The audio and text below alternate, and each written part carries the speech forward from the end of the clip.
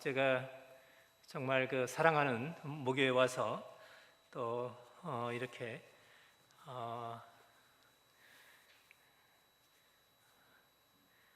특별히 선교를 위해서 기도하고 지원하는 우리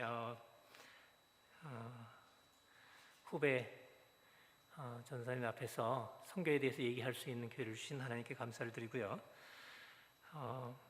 바라기는 이 시간에 사실 선교 동향 한 가지 한 가지가 굉장히 할 얘기들이 많은데 제가 얘기를 다 할 수 있을 것 같지는 않습니다.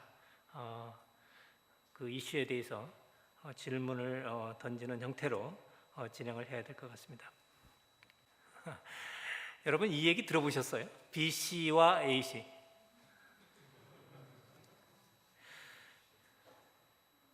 비포 코로나와 애프터 코로나로 앞으로 이 세계는 구분될 거라고 얘기하는 사람들이 있어요. 우리가 세계적인 전염병이 발생했을 때마다 문명사적인 대전환이 일어났던 것을 사람들은 잘 알고 있습니다. 그래서 아마 이런 말이 나온 것 같은데, 이 말은 눈에 보이지도 않는 작은 바이러스가 그만큼 우리의 삶을 완전히 바꾸어 놓았다는 말입니다. 코로나는 선교지 상황도 완전히 바꾸어 놓았습니다. 선교사들이 코로나로 인해서 일시적으로 귀국했고 사역지로 돌아가지 못하고 있습니다. 선교단체들이 우리 돌아온 선교사님들 선교관 구하느라고 애를 먹었다는 얘기를 듣고 있습니다. 대부분의 나라들이 공항을 폐쇄하면서 선교 활동이 위축이 되고 있습니다. 모든 국제회의는 다 취소되었고요. 다 온라인 미팅으로 대체되었습니다. 몇 달이면 끝날 것이라고 생각했던 코로나는 1년이 넘어도 끝날 기미를 보이지 않고 여전히 기승을 부리고 있습니다. 코로나는 전 세계적으로 정치, 경제, 사회, 교육뿐만 아니라 종교와 선교 영역에도 심각한 타격을 주고 있습니다. 조금 전에 우리 네팔에 대한 보고를 하면서 또 우리는 현지 상황을 들을 수 있었습니다. 지금은 아마도 모든 사람에게 가장 힘들고 어려운 시기가 아닌가 생각합니다. 성경에서도 우리는 이러한 위기의 시기를 많이 볼 수 있습니다. 오늘 읽은 성경 말씀에 이사야 6장은 우시야 왕이 죽던 해라는 말로 시작을 합니다. 우시야 왕은 16살의 젊은 나이의 왕이 돼서 52년 동안 유다 왕국을 통치하면서 정치적으로, 경제적으로, 군사적으로 아주 강력한 나라로 만들었던 유능한 왕이었습니다. 성경은 우시야는 여호와 보시기에 정직하게 행했고 그가 여호와를 찾는 동안에 하나님께서 형통하게 하셨다라고 기록하고 있습니다. 성공은 항상 교만은 항상 문제를 일으키는 것 같아요. 이 우시야 왕이 성공적으로 나라를 통치하고 형통하자 교만해졌고 하나님 앞에 범죄하여 문둥병에 걸렸습니다. 우시야 왕은 결국 왕위를 어린 아들인 요담에게 넘겨주고 사람들과 분리되어서 별궁에 갇히게 되었습니다.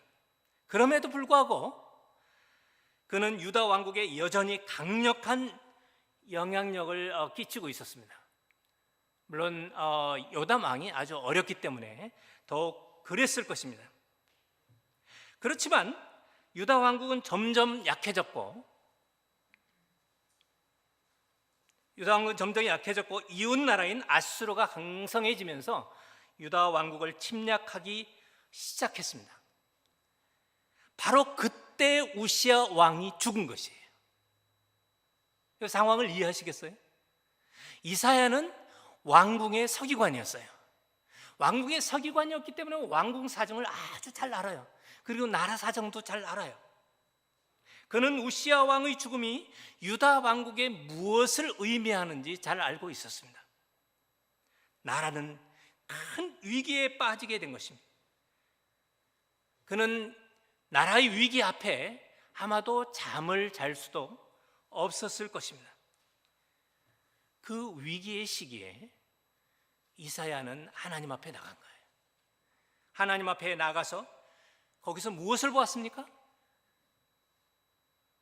거기서 여전히 보좌에 앉아 계신 하나님을 보았던 것입니다.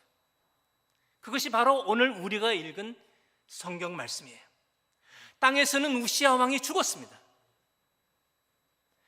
이스라엘 온 백성들이 의지했던, 유다 왕국이 의지했던, 경험이 많고 지혜가 많고 한때 하나님이 함께 하셨던, 그래서 이스라엘이 힘들고 어려울 때마다 이스라엘을 지켜주었던 그 우시야 왕이 죽은 거예요.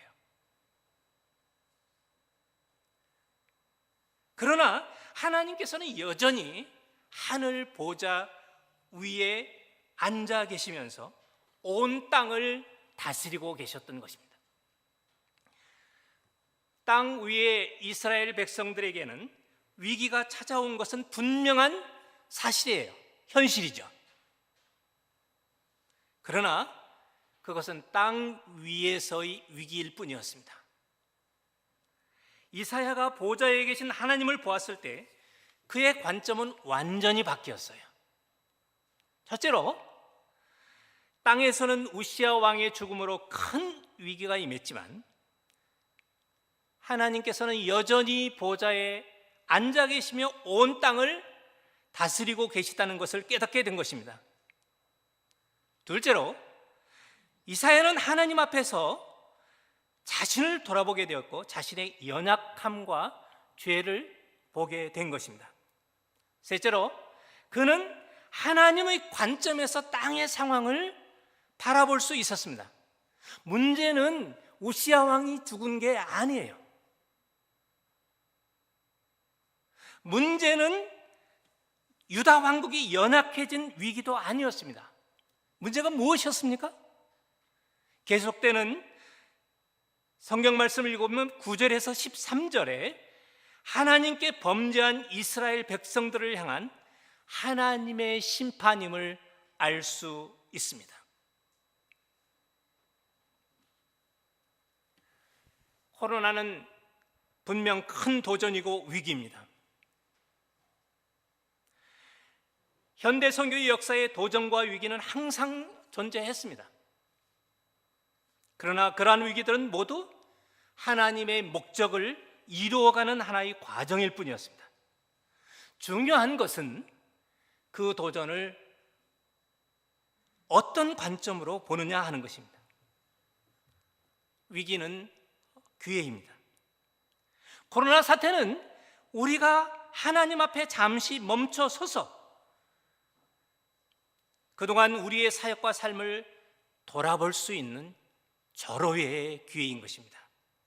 이제 우리는 코로나 사태를 통해서 돌아보아야 할 세계 선교의 몇 가지 상황들에 대해서 살펴보기를 원합니다.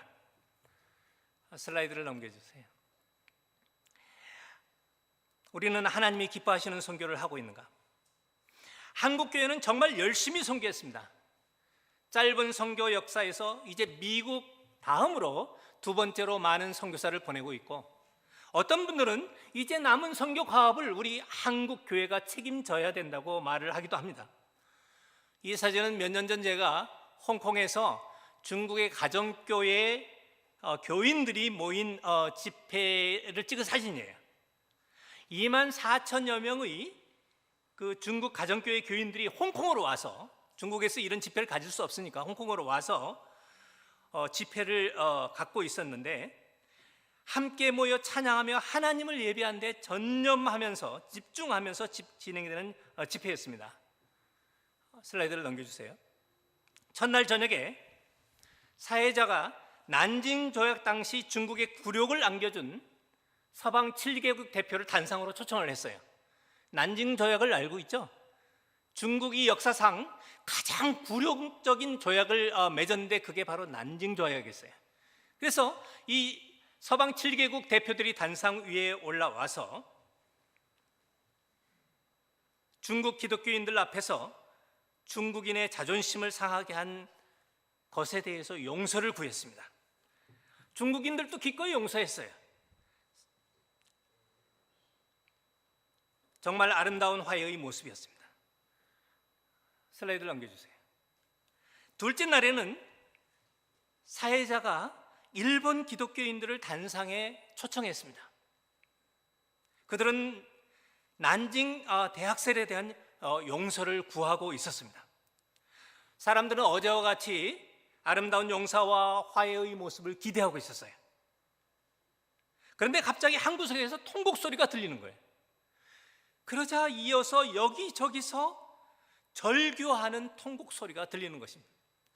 이 단상에 올라왔던 일본 사람들이 어쩔 줄을 모르면서 무릎을 꿇고 고개를 숙이고 어쩔 줄을 몰라 하고 있었어요.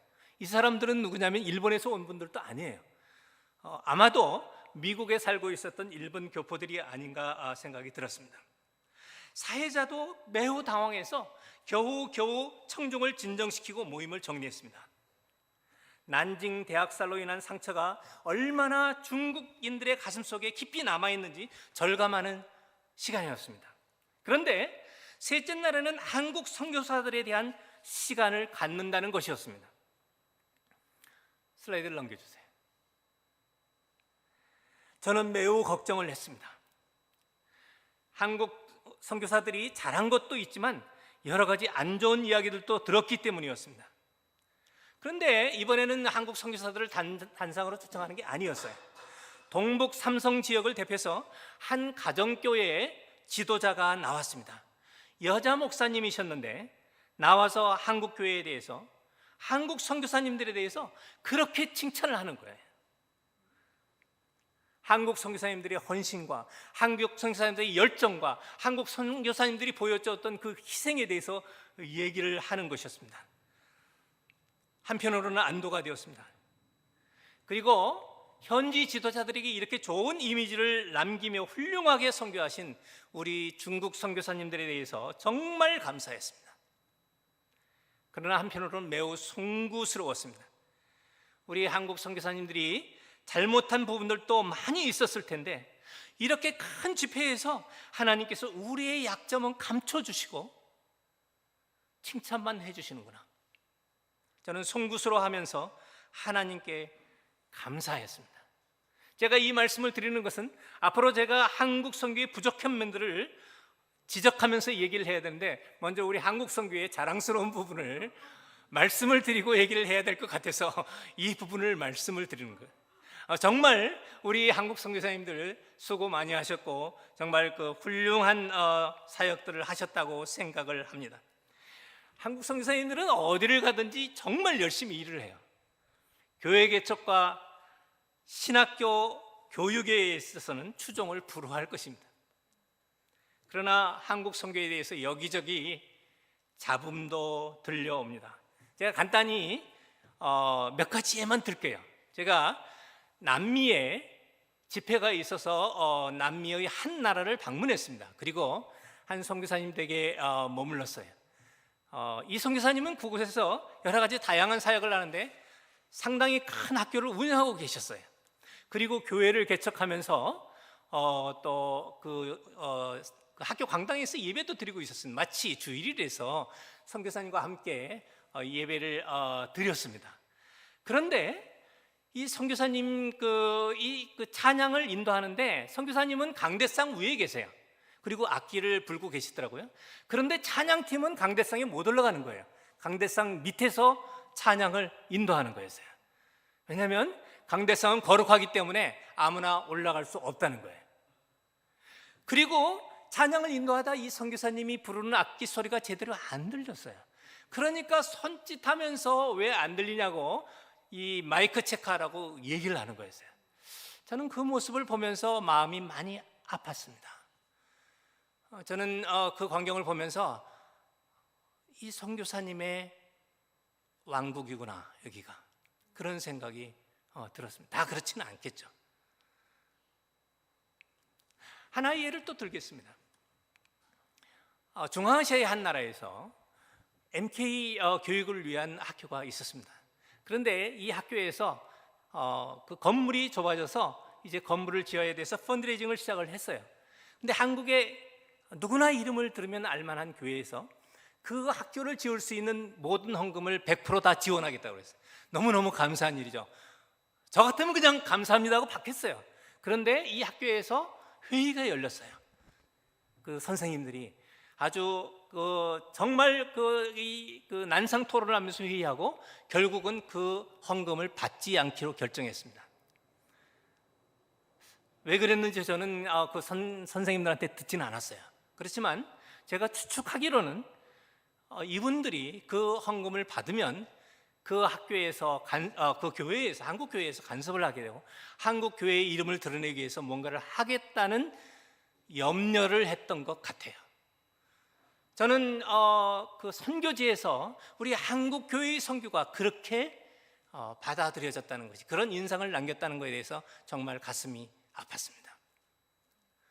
지금도 아프리카에 가면 일반 명사가 아닌 한국의 고유 명사로 지어진 교회들을 볼 수 있을 것입니다. 중앙아시아에도 그런 교회들이 있어요. 교회 이름이 중요한 거예요. 내가 파송받은 교회의 이름을 붙여야 되는 거예요.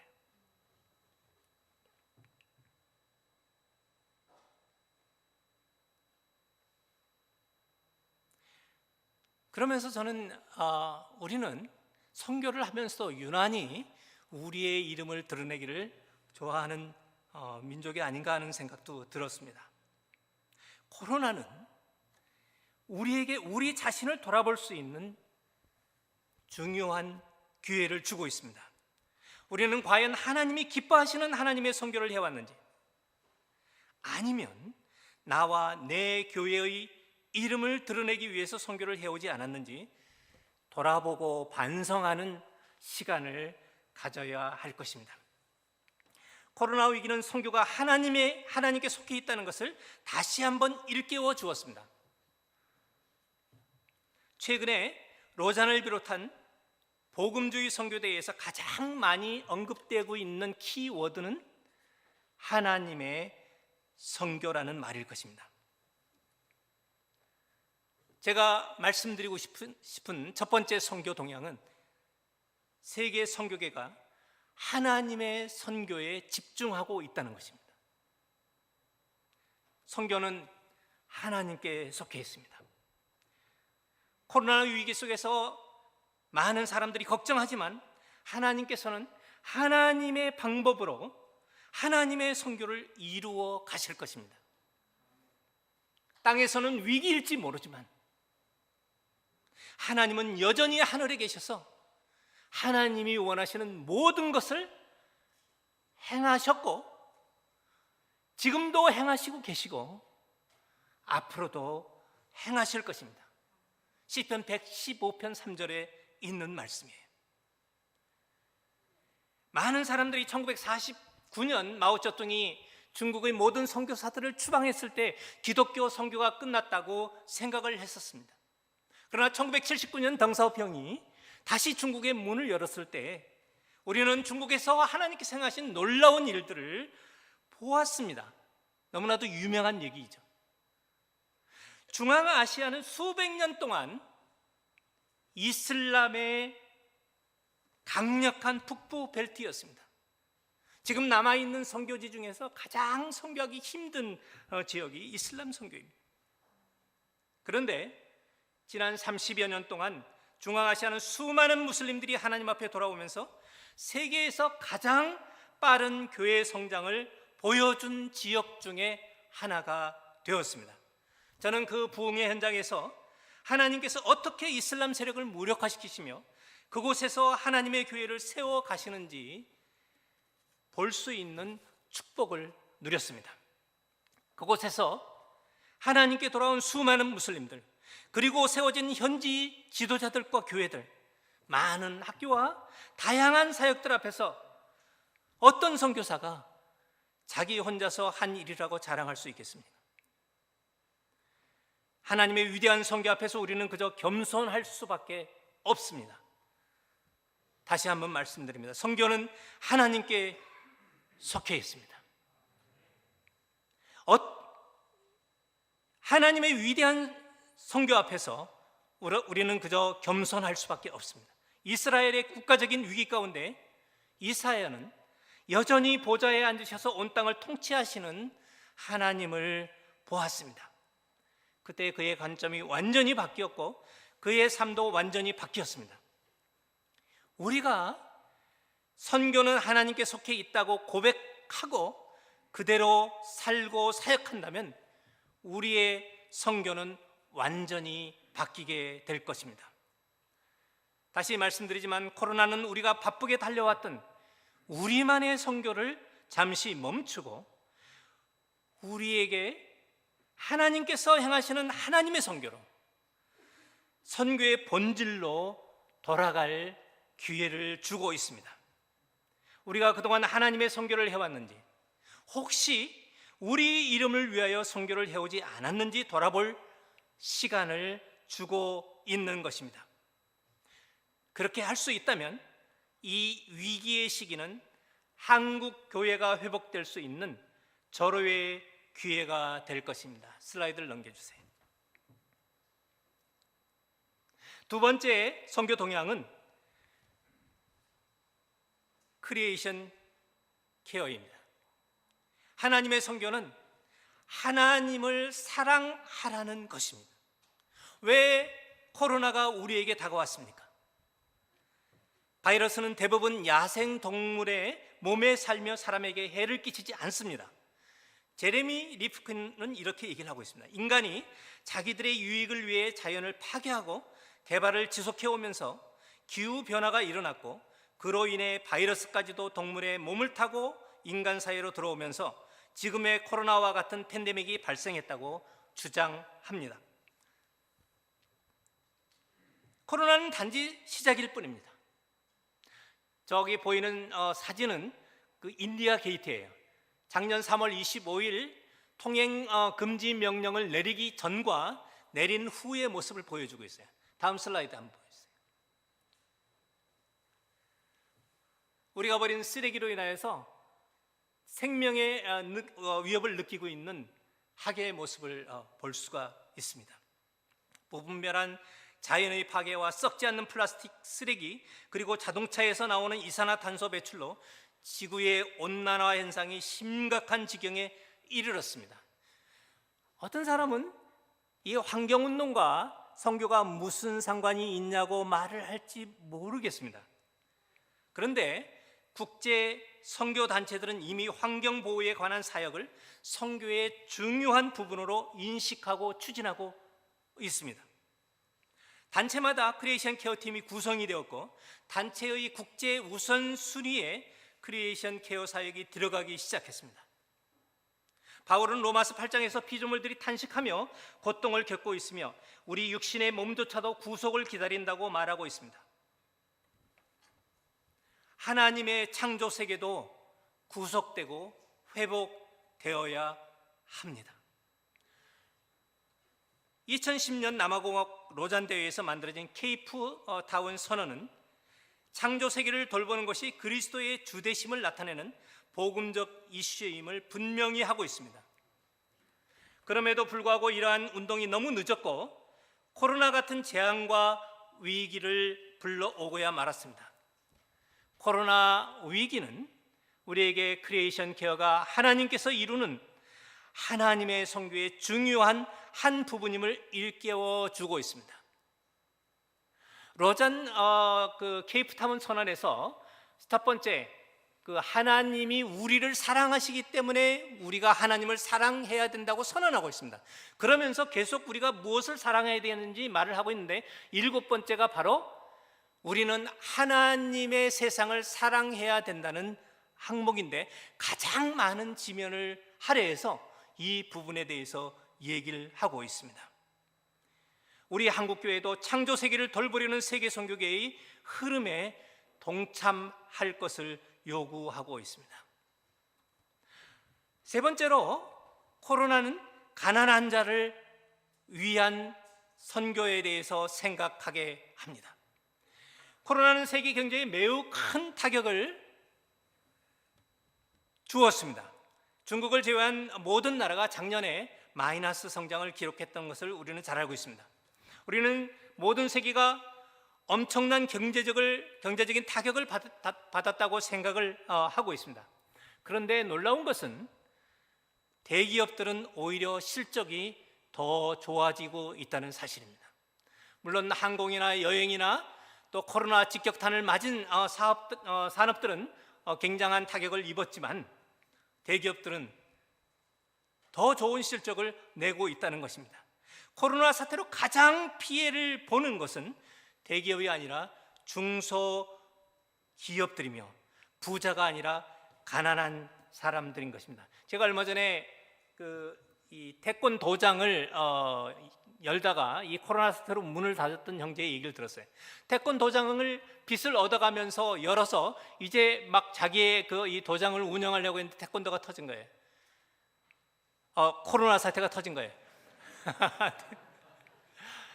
코로나 사태 앞에서 사람들이 태권도를 배우려고 오지 않으니까 월세도 내지 못하고 운영을 할 수 없으니까 문을 닫을 수밖에 없었습니다. 그 빚을 갚으려고 편의점 아르바이트를 하다가 지금은 중고차 그 매장에서 중고차 세일하고 있다고 고백을 하고 있었습니다. 그런 사람들이 한둘이 아닐 것입니다. 지난 주에는 제가 충주에서 일가족이 태권도로 인해서 경제적인 어려움을 겪기 때문에 자살을 했다는 기사도 읽었습니다. 부자 국가들은 백신 사재기를 하고 코로나의 충격으로부터 빨리 벗어나려고 하고 있지만 가난한 나라들은 백신을 구할 수도 없습니다.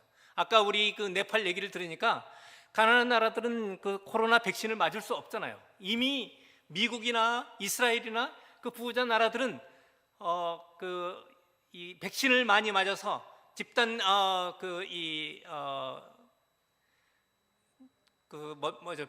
집단으로 예방 효과를 볼 수 있다고 얘기를 하고 있습니다.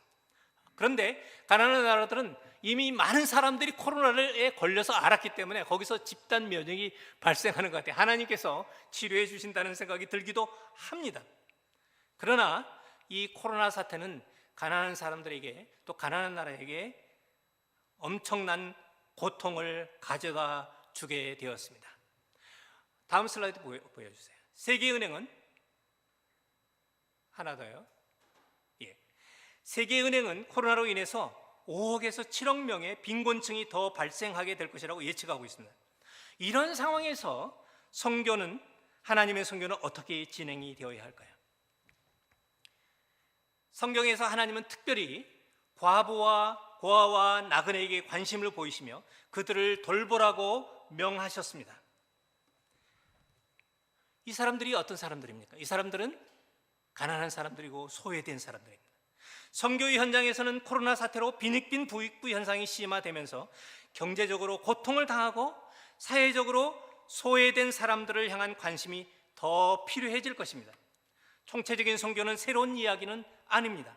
지난 수십 년 동안 기독교 선교는 NGO를 통하여 학교와 병원을 세우고 지역사회 개발과 다양한 구호 사역을 감당해 왔습니다. 그러나 최근 일부 국가에서 서구 NGO에 대해서 반정부 운동의 배후로 의심하기 시작했습니다. 그리고 NGO 사역자들을 추방하는 일들이 발생하기도 했습니다. 그럼에도 불구하고 NGO를 통한 개발과 구호 사역은 계속해서 선교에 매우 중요한 역할을 할 것입니다. 우즈벡 정부는 안디잔에서 반정부 운동이 일어났을 때 외국 NGO가 안디잔 사태의 배후였다고 의심했고 모든 NGO를 추방을 했습니다. 그때 우즈벡 선교는 큰 위기를 맞았습니다. 그렇다고 우즈벡 선교가 끝났을까요? 위기가 오면 항상 기회도 같이 오는 법입니다. 많은 비즈니스맨들이 우즈벡으로 들어갔고 우즈벡의 선교는 중단되지 않고 계속해서 진행이 되었습니다. 비즈니스맨들을 포함한 전문인 사역자들은 어디서든지 특별히 창의적 접근 지역에서도 환영을 받으며 사역을 할 수 있습니다. 최근 선교한국에서 파송 선교단체를 대상으로 설문조사를 실시했습니다.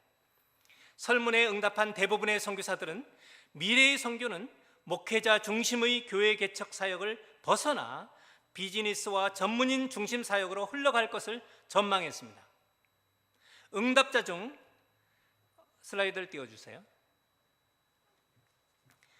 응답자 중 62% 이상이 코로나 이후 필요한 선교 전략으로 현지인 교육 사역, 비즈니스 선교, 그리고 전문인 사역을 꼽았습니다. 많은 사람들이 전문인 선교와 비즈니스 선교는 미래 선교의 매우 중요한 부분으로 등장하게 될 것으로 예측하고 있습니다. 그러나 흥미로운 것은 설문지 조사에 참여한 대다수 선교사들은 교회 개척과 신학 교육을 비롯한 교육 사역에 참여하고 있었다는 것입니다. 한국 선교가 아직까지는 교회 개척과 신학 교육에 치우쳐 있다는 것을 보여주고 있습니다. 다음 슬라이드 보여주세요. 또 다른 보고서를 보면 비즈니스 선교 사역자는 단지 1.5%에 불과합니다.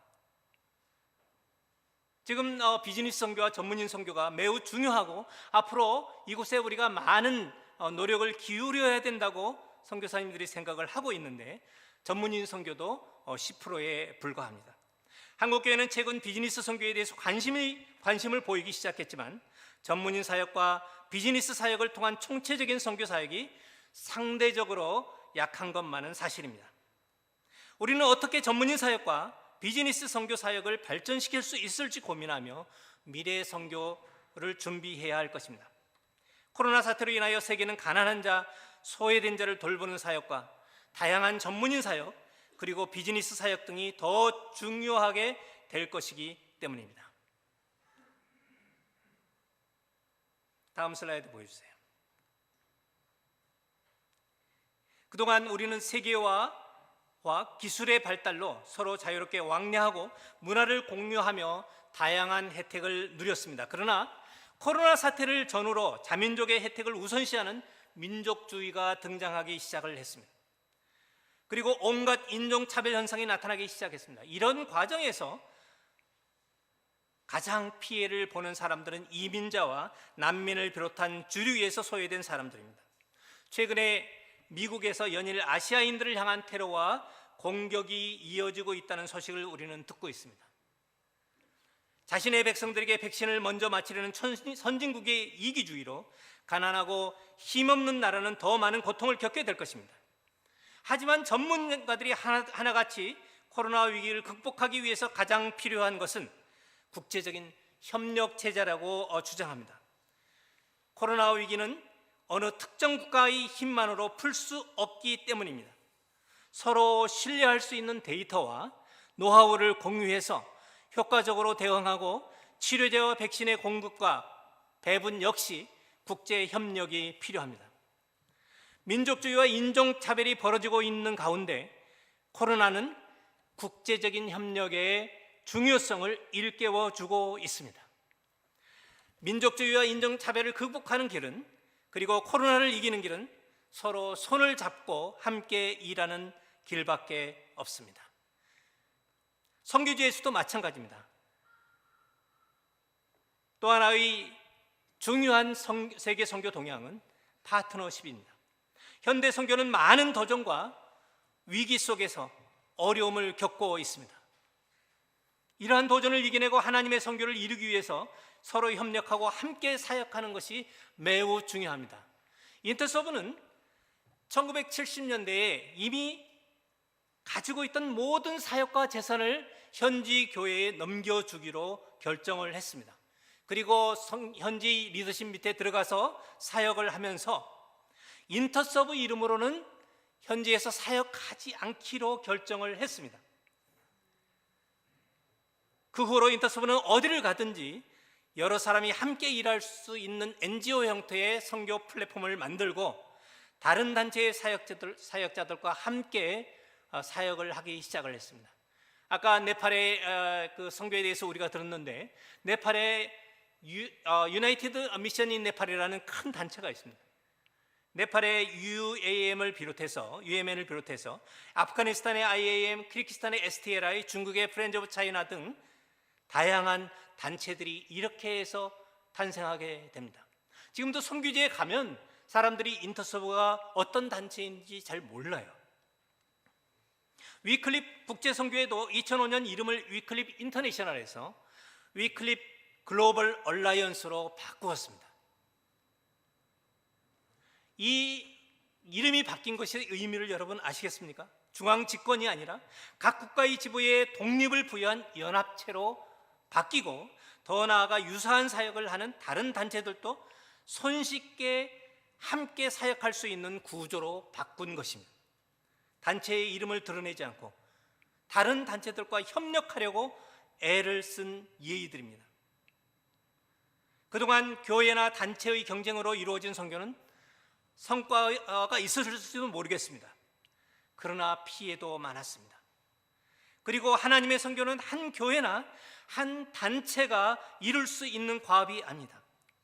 서로 손을 잡고 함께 이루어 나가야 할 하나님의 과업인 것입니다. 이런 국제 선교의 동향과 달리 한국 선교는 오랫동안 상당히 독립적으로 이루어졌다고 보고되고 있습니다. 한국 교회와 선교사들은 그동안 열심히 일했고 많은 교회들을 개척했고 많은 사역을 했던 것은 사실입니다. 이제 하나님께서는 코로나 사태 앞에서 한국 교회와 선교사들에게 얼마나 협력하면서 선교했는지 돌아볼 시간을 주셨습니다. 우리는 과연 내 이름이나 단체의 이름 없이도 함께 협력해서 사역할 수 있는지, 내 교회를 드러내기보다는 하나님의 선교라는 이름으로도, 하나님의 선교라는 이름만으로 다른 나라, 다른 문화에서 온 사람들과 함께 협력해서 일을 할 수 있는지 돌아보아야 할 때가 아닌가 생각합니다. 우리가 함께 일해야 할 중요한 파트너들 중에 하나는 현지 교회입니다. 이번 코로나 사태를 통해서 갑자기 사역지를 떠나야 하는 선교사님들이 많이 있었습니다. 그동안 선교지에서 현지인들을 동등한 파트너로 인정하고 그들이 교회와 사역의 지도자로, 주인으로 자랄 수 있도록 노력한 선교사님들은 별로 어려움 없이 선교지를 떠날 수 있었을 것입니다. 선교사는 주인이 되기 위해서 선교지에 간 것이 아닙니다. 선교사는 현지인들이 좋은 리더로 성장하고 현지인들이 주인이 되도록 돕기 위해서 간 헬퍼이기 때문입니다. 코로나 사태는 우리가 그동안 현지인들을 얼마나 존중하고 동등한 파트너로서 일해왔는지 돌아보게 만듭니다. 마지막으로 지금 선교적인 상황은 점점 더 기독교의 적대적인 환경으로 변해가고 있다는 것입니다. 자국의 이익을 앞세우는 민족주의는 매우 쉽게 종교와 연결이 됩니다. 현재 인도는 힌두 근본주의가 정권을 잡고 있습니다. 인도 사람들은 당신이 인도인이라면 힌두교를 믿어야 된다고 생각을 합니다. 한 선교단체의 사무실에서는 지금도 매일 기독교인들이 힌두교도들한테 공격을 당했다는 소식이 들어온다고 보고를 하고 있습니다. 오래된 선교지들이 더 이상 선교할 수 없는 지역으로 바뀌고 선교사들이 추방되거나 자발적으로 철수하는 지역이 늘어나고 있습니다. 예멘 같은 경우에는 전에는 선교사들을 보냈지만 지금은 모두 철수된 상황이고, 북수단은 모든 선교사들이 다 추방되었습니다. 아프간에서는 계속해서 선교사들이 살해되고 있습니다. 2010년에 8명의 의료 선교사들이 살해되었고 2014년, 2017년에도 계속해서 선교사들이 피해를 입고 있습니다. 지난 2018년부터 시작된 새로운 종교법으로 그동안 중국에서는 선교가 매우 어려워지고 있습니다. 슬라이드를 보여주세요.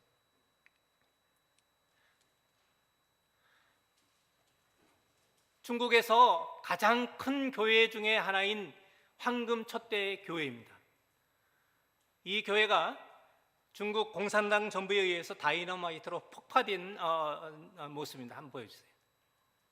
많은 교회들이 폭파되고 있고, 다음 슬라이드 넘겨주세요. 이 교회는 그 북경에 있는 굉장히 큰 그 시티 교회예요.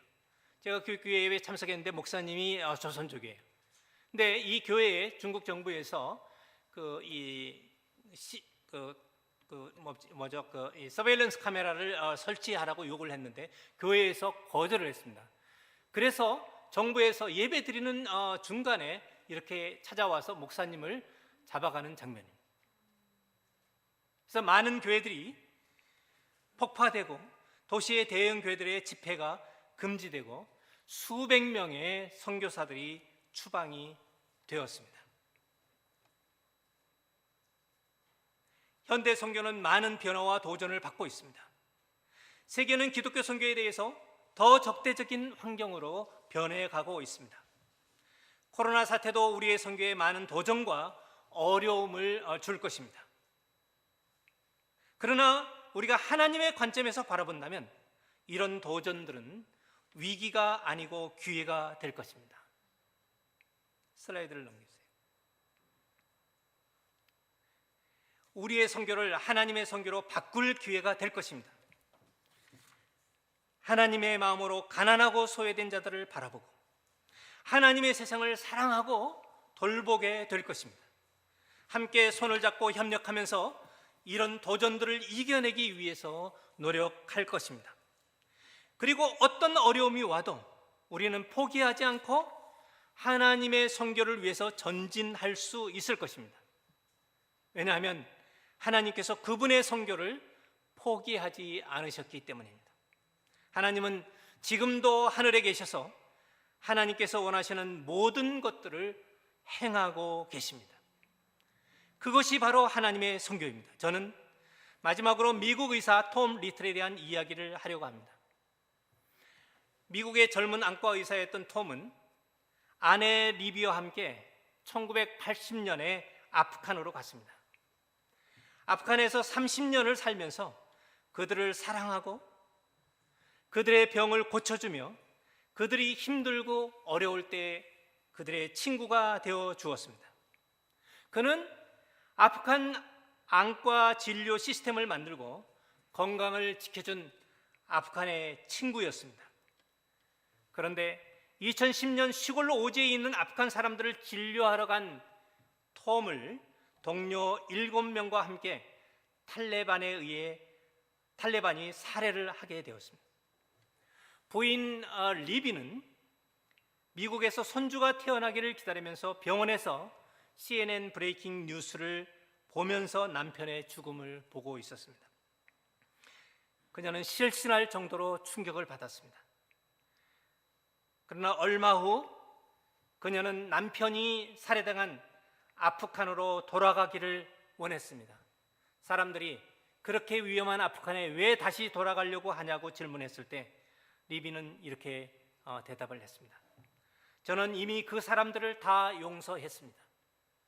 저는 하나님께서 아직도 아프간 사람들을 사랑하고 계시기 때문에 다시 그곳으로 돌아가기를 원할 뿐입니다. 라고 대답을 했습니다. 같이 기도하시겠습니다.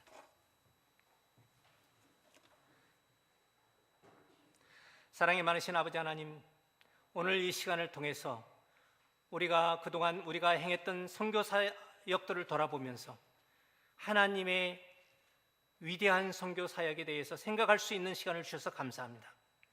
지금도 수많은 곳에서 하나님의 종들이 하나님의 복음을 전하고 하나님의 나라를 확장하기에 수고하고 있는 것을 인하여 감사를 드립니다. 주님, 지금 코로나로 인하여서 많은 어려움과 위기를 겪고 있지만 그러나 그 가운데서도 하나님께서 우리와 함께 하시며 역사하고 하나님의 선교를 이루고 계신 것을 인하여 감사를 드립니다.